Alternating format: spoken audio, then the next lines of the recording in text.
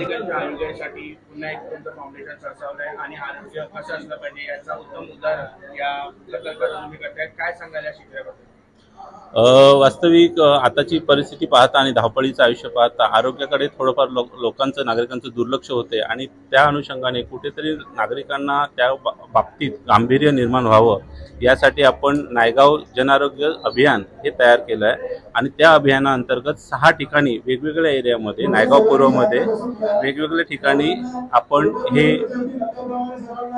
या शिबिराचं आयोजन केलेलं आहे. पहिल्या टप्प्याचं आयोजन हे नायगाव पर्यटनगर इथे झालं. दुसरा टप्पा हा जुचंद्र जिथे माझी जन्मभूमी आणि कर्मभूमी त्याचं मला एक वेगळं नातं वेगळं जिव्हाळा या जुचंद्राचं असल्यामुळे तिथे दुसरा टप्पा आपण केलेला आहे. पुढचा टप्पा अजून सोमेश्वरनगर, हसोबानगर, चिंचोटी, वाफाणे असे बऱ्याच ठिकाणी आपण हे टप्पे करत आहोत. गेल्या काही वर्षापासून नायगावची लोकसंख्या झपाट्याने वाढली आहे तर आरोग्याचे प्रश्न सुद्धा झपाट्याने वाढले असतील.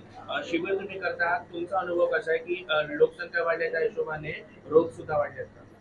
बघा, सध्याच्या जीवनामध्ये रोगांचं प्रमाण वेगवेगळ्या पद्धतीचा येतच आहे समोर, परंतु ज्या पद्धतीने नायगावची लोकसंख्या वाढते तर मागच्या शिबिरामध्येच मला अनुभव आला. आता हे अभियान झाल्यावर माझं एक महाआरोग्य अजून मोठं शिबिर ज्या सर्व चाचण्या आणि सर्व पद्धतीचे उपचार ज्याच्यामध्ये होऊ शकतात, प्रत्येक तज्ज्ञ डॉक्टर ज्यांना आपण त्याच्यामध्ये सहभागी करू शकतो असं महाआरोग्य शिबिर आयोजन करण्याचा माझा हेतू आहे. कारण ज्या पद्धतीने लोकांचा आणि नागरिकांचा ज्या पद्धतीने प्रतिसाद येतो त्यामध्ये ती ऊर्जा मिळते आणि ती ऊर्जाच आपल्याला पुढचं कार्य करण्यासाठी शक्ती देत असते. फाउंडेशन मोठ्या प्रमाणावर काम करते आहे, परंतु लोकांपर्यंत योग्य संदेश जाणं गरजेचं आहे.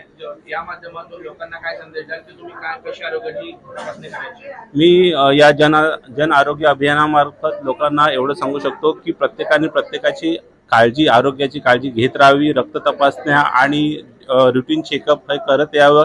40 नंतरही काही तर कंपल्सरी 6 महिन्याने किंवा 1 वर्षांनी चेकअप करणं जरुरी आहे आणि याच्यामधूनच मी लोकांमध्ये एक जनसंवाद निर्माण करून एक जनजागृती निर्माण करून आरोग्याबद्दल गांभीर्य तयार व्हावं एवढीच मी लोकांना अपेक्षा करतो.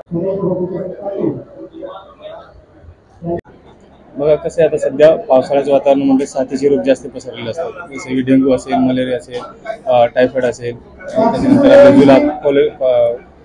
जुलाबची जे असतील कॉलेरा म्हणतो आपण त्यापासून. अशा ज्या पाण्याचे ज्या साथीजन्य रोग असतात, संसर्गजन्य रोग असतात त्याच्यापासून थोडं लोकांनी काळजी घेतली पाहिजे. म्हणजे काळजी कशी घ्यायची की जेणेकरून आता नवीन पाणी असं पाणी दूषित असतं, आपल्या घरात ते पाणी उकळून गार घेऊन पिलेलंच कधी चांगलं राहील आणि शक्यतो बाहेरचे पदार्थ खाणे टाळावे. घरच्या घरी केलेले ते कधी चांगले.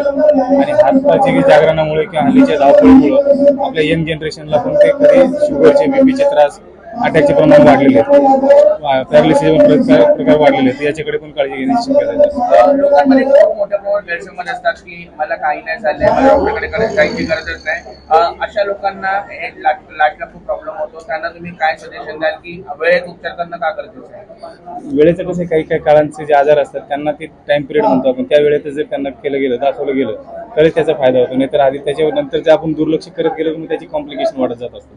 जसं अटॅकचे प्रमाण असतील किंवा शुगरचं असेल, शुगरला बीपीला लोक म्हणतात की आम्हाला काही झालं नाही, आमचा ब्लड प्रेशर तेवढाच राहतो. पण कालांतराने ते काय असतात ते कसे शुगर आणि ब्लड प्रेशर असे आजार आहेत ते सायलेंट किलर आहेत. म्हणजे ते त्रास देतात आपल्या शरीरात पण कळू देत नाही. हळूहळू मग ते सगळ्या अवयवांना ते डॅमेज करायला चालतात. लहान मुलांमध्ये सुद्धा आता रोगराई जास्त वाढली, तुम्ही त्यांना काय सल्ला द्याल की कशा प्रकारे त्यांनी आरोग्य जपायचं?